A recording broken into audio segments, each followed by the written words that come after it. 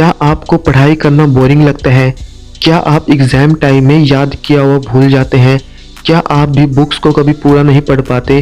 तो फिक्र मत करो, मैं आपको ऐसे 3 पॉइंट्स बताऊंगा जिससे आपको पता चलेगा एक सब्जेक्ट को समझते किस तरीके से हैं, उसे लंबे टाइम तक याद कैसे रखा जा सकता है और अपने गोल्स को अचीव कैसे करें। अब पॉइंट शुरू करते हैं। फर्स्ट पॉइंट है ब्रेक द टारगेट। इसका मतलब है जो भी आपका टारगेट है उस टारगेट को छोटे छोटे पार्ट में डिवाइड करना। मैं आपको एग्जांपल देता हूँ।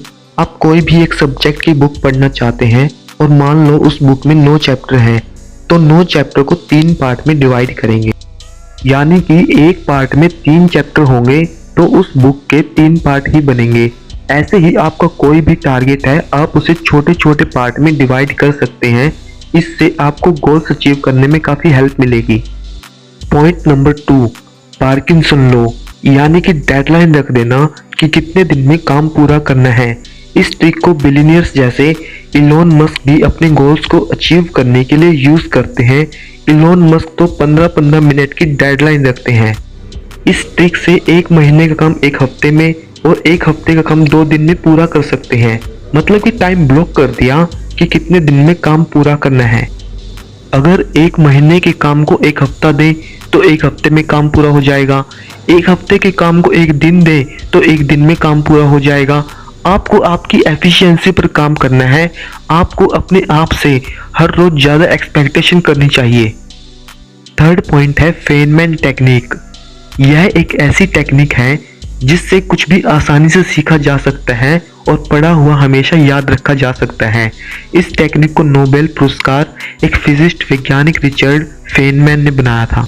वो कॉलेज में ऐसे टीचर थे जिन्होंने क्वांटम फिजिक्स जैसे मुश्किल सब्जेक्ट को भी इतना आसान बना दिया था कि एक स्कूल में जाने वाला बच्चा भी उसे आसानी से समझ सकता था। फेनमैन टेक्निक के 4 स्टेप हैं जिससे हम फेनमैन टेक्निक को अच्छे से समझ सकते हैं। स्टेप नंबर 1, अपना सब्जेक्ट या उससे रिलेटेड टॉपिक सिलेक्ट करें। सबसे पहले कोई भी एक टॉपिक चूज करें, चाहे वह ज्योग्राफी, केमिस्ट्री, हिस्ट्री, फिजिक्स या इकोनॉमिक कोई भी सब्जेक्ट हो। उस टॉपिक से रिलेटेड इंफॉर्मेशन रिसर्च करें या बुक से पढ़ें। फिर जो भी आपको उस टॉपिक के बारे में नॉलेज है उसे बिना देखे एक कागज पर लिखो और जब भी आप उस टॉपिक के बारे में कुछ नया सीखते हैं तो उसे उस पेज पर ऐड करें। Second step, imagination. आपको ऐसा इमेजिन करना है कि आपके सामने 5 साल का एक बच्चा बैठा है और उस टॉपिक को आपको इतना आसान बनाना है कि उसे वो 5 साल का बच्चा भी आसानी से समझ सके। और अगर आपने ऐसा कर लिया तो आप उस टॉपिक को कभी नहीं भूल पाएंगे। Step 3, on forgetting. मतलब कि जब आप उस टॉपिक को आसान शब्दों में समझाते हैं, अगर आप कुछ भूल जाते हैं तो कागज पर दोबारा से देख सकते हैं।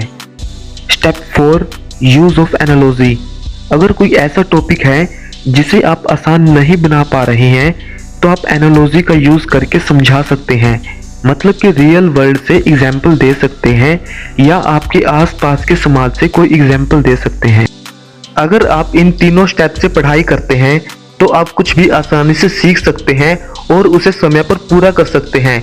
दोस्तों, पढ़ाई करने के लिए बाहरी मोटिवेशन की जरूरत नहीं पड़ती, बल्कि कुछ करने के लिए मोटिवेशन अंदर से आता है।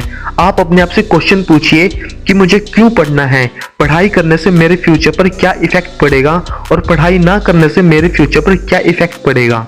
दिन में हर घंटे 10 मिनट आपको इन चीज़ों पर विचार करना चाहिए। ओके दोस्तों, अगर वीडियो इन्फॉर्मेटिव लगी है तो प्लीज़ वीडियो को लाइक करें।